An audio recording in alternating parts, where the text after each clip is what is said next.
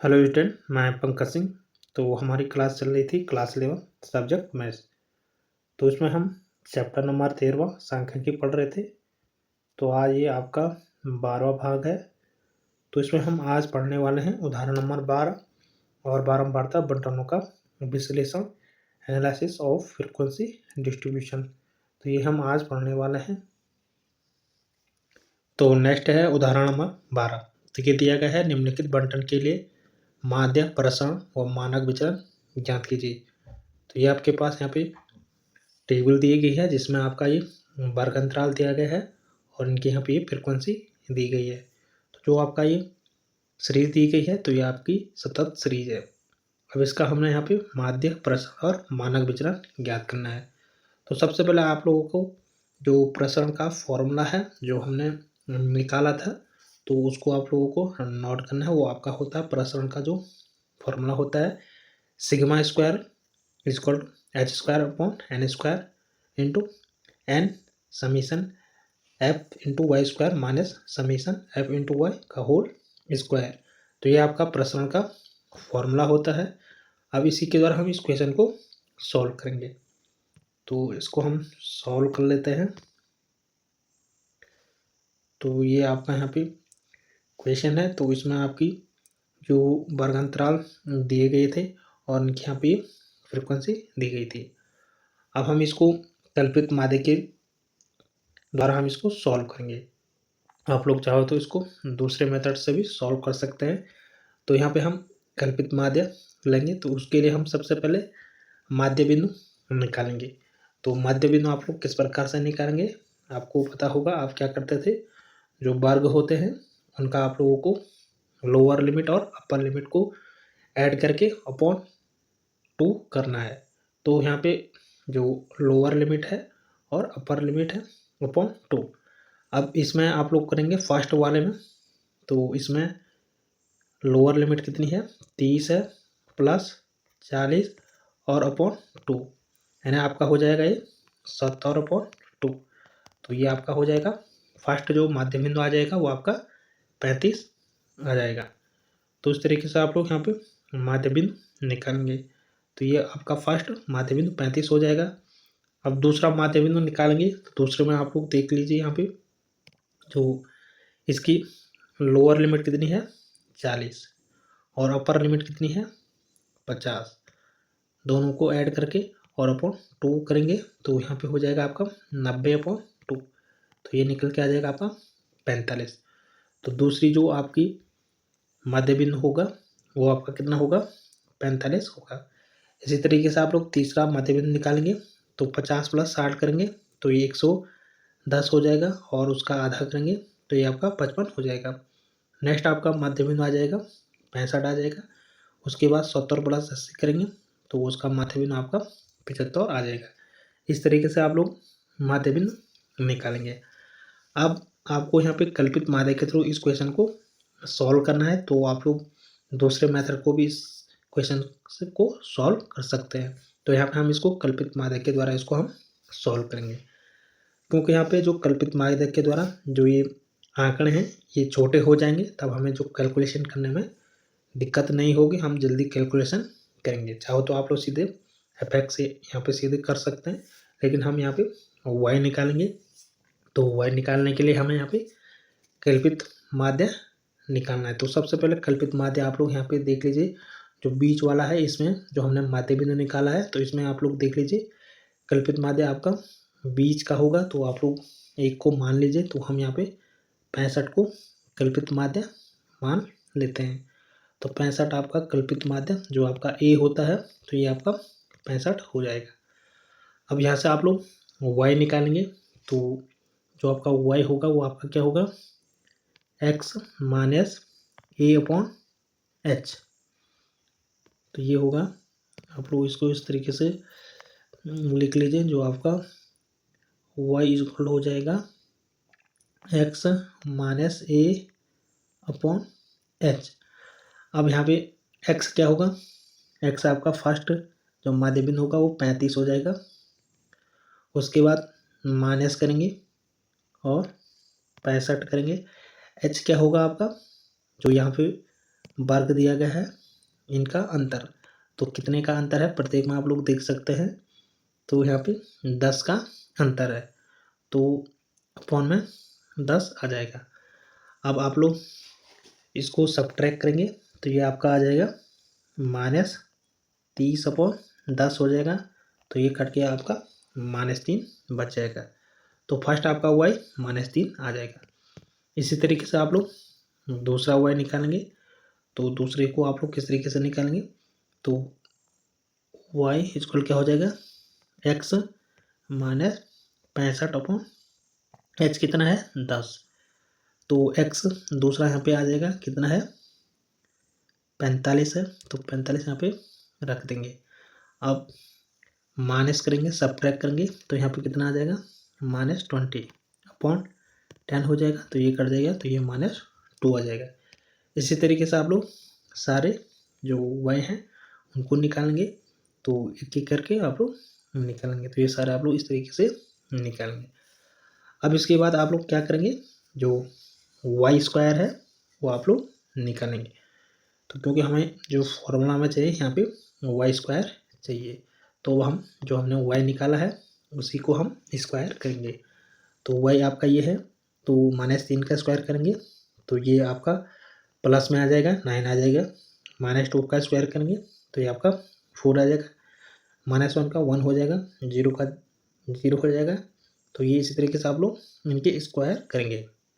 उसके बाद आप लोग क्या करेंगे, f इंटू वाई। तो यहाँ पे f इंटू वाई ये है, तो ये भी हमें चाहिए।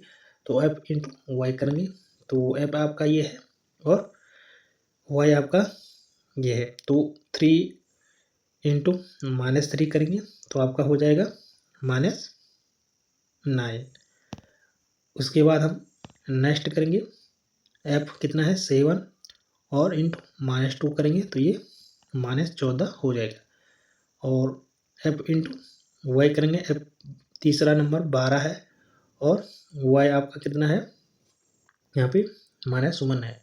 तो 12 इंटू -1 करेंगे तो -12 आ जाएगा। तो इस तरीके से आप लोग सारे f इंटू वाई करेंगे तो आप ये निकल के आ जाएंगे। उसके बाद यहाँ से आप लोग देख सकते हैं जो यहाँ पे समीशन f वाई है, तो आपको यहाँ पे क्या करना है, जो f वाई है इसका समीशन आपको करना है। तो सारे का आप लोग ऐड करेंगे सभी को। तो ऐड करके आपके पास माइनस यहाँ पे 15 आ जाएगा। उसके बाद आपको क्या करना है, f इंटू वाई²। f आपके पास -3 फास्ट है, ये आपका f है, ये पूरी लाइन आपकी f है। इनकी जो संख्या है 50 है। अब एक एक करके आपको क्या करना है, जो y² है इसके साथ मल्टीप्लाई करना है। तो यहाँ से आपका 3 इंटू 9 आपका कितना हो जाएगा 27 हो जाएगा। फिर 7 इंटू 4 आपका हो जाएगा ये 28 हो जाएगा। फिर 12 इंटू 1 हो जाएगा, ये 12 हो जाएगा। फिर 15 इंटू 0 ये 0 हो जाएगा। फिर 8 इंटू आपका 1 हो जाएगा 8 हो जाएगा। तो यहाँ पे आपको क्या करना है, जो f है और जो y² है, तो प्रत्येक फ्रिक्वेंसी का आप लोगों को प्रत्येक जो y² आपने निकाला है सभी के साथ मल्टीप्लाई करना है। तो ये आपका आ जाएगा। उसके बाद आपको क्या करना है, इसका भी समीशन आपको करना है। तो सभी को आप लोग ऐड करेंगे तो इन सभी का योग आ जाएगा आपका 105 आपका यहाँ पे आ जाएगा। अब आपकी ये सारी वैल्यू निकल गई हैं। अब आपको क्या करना है, यहाँ से जो आपके मान हैं वो आपको इसमें आपको रखने हैं। तो सबसे पहले हमने यहाँ पे जो माध्य है वो निकालना है। तो माध्य निकालने के लिए हमने यहाँ पे क्या किया, कल्पित विधि का प्रयोग किया है। अब x बार इक्वल हमारा क्या होता है, a plus summation f into Y upon N. N यहाँ पे क्या है 50 है, ये हमने 50 रखा इंटू h। तो ये हमने माध्य निकालने के लिए यहाँ पे कल्पित विधि का प्रयोग किया है। तो आप लोग दूसरे तरीके से भी यहाँ पे माध्य निकाल सकते हैं। अब यहाँ से आप लोग सभी के मान रख लीजिए। ये हमने कितना माना था 65 माना था, तो ये हमने यहाँ पे कल्पित माध्य 65 माना था, वो हमने एक के स्थान पे रखा।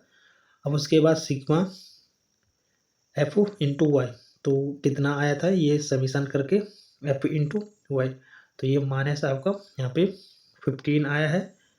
तो इसको आप लोग यहाँ पे लिख लीजिए, -15 हो जाएगा। और अपॉन में कितना है, n कितना है 50, और इंटू में आपका क्या आ जाएगा, h आ जाएगा। h कितना है, इनका जो गैप है, जो अंतराल है प्रत्येक वर्ग का, आप लोग देख लीजिए, तो 10 का है, तो 10 यहाँ पे आ जाएगा। अब यहाँ से इसको सॉल्व करेंगे तो आपके पास 62 आपका आंसर यहाँ पे निकल के आ गया। तो जो माध्य है वो आपका 62 निकल के आ जाएगा। इसके बाद आपको क्या करना है, जब आपका माध्य निकल के आ गया है, अब आपने जो वैल्यू है वो यहाँ पे आपको पुट आपको करनी है। तो प्रसरण का जो फॉर्मूला होता है, summation square sigma square equal to H square upon N square, ये आपका प्रसरण का फॉर्मूला होता है। इंटू में आपका N summation F into Y square minus summation F into Y का होल स्क्वायर। अब यहाँ पे सबसे पहले आपको क्या रखना है, एच की वैल्यू। एच आपका क्या था, जो हमने निकाला था, एच इनका क्या होता है, अंतर होता है। तो एच आपका क्या था, 10 था। एच इक्वल टू आपका 10 था, तो 10 आप लोग यहाँ पे रख लीजिए एच के स्थान पे। तो 10 का स्क्वायर हो जाएगा, एच का स्क्वायर है तो 10 का स्क्वायर हो जाएगा। इसके बाद यहाँ पे एन कितना है 50, तो 50 का आपका ये स्क्वायर हो जाएगा। और एन आपका यहाँ पे क्या है 50 है, तो 50 यहाँ पर रख लीजिए। उसके बाद सिग्मा एफ वाई स्क्वायर, तो ये हमने निकाला है, यहाँ से आप लोग देख सकते हैं हमने निकाला है sigma F into Y square, तो ये 105 है। तो इसको आप लोग इसके स्थान पे रख लीजिए, तो ये यहाँ पे आ जाएगा। उसके बाद minus summation F into Y square, तो ये हमारा -15 था। यहाँ से आप लोग देख लीजिए, इसका आप लोगों को समीशन एफ इंटू वाई का होल स्क्वायर करना है। तो एफ इंटू वाई कितना है, -15 है। उसके बाद आप लोग इसका क्या करेंगे, होल स्क्वायर करेंगे, तो ये आपका यहाँ पे होल स्क्वायर हो जाएगा। अब इसको कैलकुलेट करेंगे तो ये आपका यहाँ से निकल के आ जाएगा 1/25 इंटू में आ जाएगा 5250 माइनस 225। अब इसको सब्ट्रैक्ट करेंगे तो ये आपका निकल के आ जाएगा 201। 201 आपका यहाँ पे ये निकल के आ जाएगा। अब आपको मानक विचलन निकालना है। यहाँ से आप लोग देख सकते हैं आपको क्या क्या निकालना था। माध्य आपने निकाल लिया, प्रसरण आपने निकाल लिया है, और आपका मानक विचलन। तो मानक विचलन जो आपका होता है, जो आपने प्रसरण निकाला है उसका अंडर रूट आपका मानक विचलन होता है। तो आप लोग यहाँ पे जो 200 आपका प्रसरण आया है, इसका अंडर रूट निकालेंगे तो आपके पास ये मानक विचलन निकल के आ जाएगा। तो मानक विचलन सिग्मा इक्वल टू आपका क्या हो जाएगा, अंडर रूट 200 इक्वल टू में आपका आ जाएगा ये 14.18। तो इस तरीके से आप लोग यहाँ पे इसको निकालेंगे। नेक्स्ट है बारंबारता बंटनों का विश्लेषण, एनालिसिस ऑफ फ्रीक्वेंसी डिस्ट्रीब्यूशन। तो विचरण गुणांक आपका कोएफिशिएंट ऑफ वेरिएशन, ये आपका होता है sigma upon x bar into 100। अब यहाँ पे जो सिग्मा होता है वो आपका मानक विचलन होता है, जो एक्स बार होता है वो आपका माध्य होता है। अब जो माध्य है वो आपका 0 नहीं होना चाहिए। अगर 0 होगा तो आप लोग यहाँ पे विचलन गुणांक नहीं निकाल सकते। बेसिकली जो विचरण गुणांक है वो हम इसलिए निकालते हैं कि कोई भी श्रृंखला कितनी फैली हुई है या उसका विस्तार कितना है, उसको देखने को हम विचरण जो गुणांक है कोएफिशिएंट ऑफ वेरिएशन वो हम निकालते हैं। अब आपके पास दो श्रृंखलाएं दी गई हैं, तो उनमें आपको तुलना करना है कि कौन सी श्रृंखलाएं ज़्यादा फैली हुई है या वो कम फैली हुई है।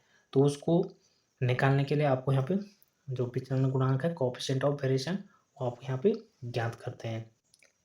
अब इन दोनों श्रृंखलाओं में जो श्रृंखला जिसका विचरण गुणांक अधिक होगा तो वो आपका अधिक बिखराव वाली श्रृंखला हम उसको कहेंगे, और जिसका विचरण गुणांक कोएफिशिएंट ऑफ वेरिएशन कम होगा तो वो श्रृंखला दूसरी श्रृंखला से अधिक संगत होगी, कंसिस्टेंट वो आपकी होगी। तो बेसिकली जो विचरण गुणांक है वो हम देखते हैं कि कौन सी श्रृंखला में ज़्यादा फैलाव है और कौन सी श्रृंखला में कम बिखराव है। तो इसे ही देखने के लिए हम कोएफिशिएंट ऑफ वेरिएशन निकालते हैं।